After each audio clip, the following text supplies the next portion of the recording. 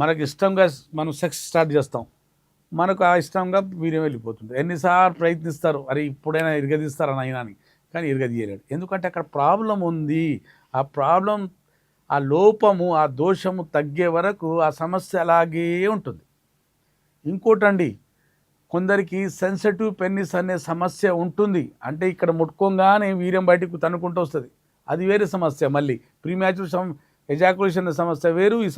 కొందరికి ఒక 20-30% మందికి సెన్సిటివ్ పెన్నిస్ అనే సమస్య ఉంటుంది.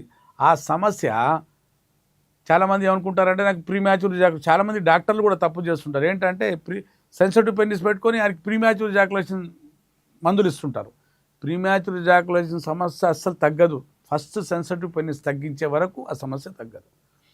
అసలు ప్రీమ్యాచ్యూర్ జాకులేషన్కి కారణాలు ఏంటంటే, మనం టీనేజ్ 13 to 19 మనకు తెలిసి తెలియని వయసులో హస్తప్రయోగం మొదలు పెడతాం. మనం తొందరగా ముగించుకొని ప్లెజర్ పొందుదామనే తపనతో ఏం చేస్తాం, ఎవరైనా చూస్తారో ఎవరైనా వస్తారో అని బాత్రూంలో లేకుంటే రూమ్లో కూర్చొని దాచుకొని చేస్తుంటుంటాం.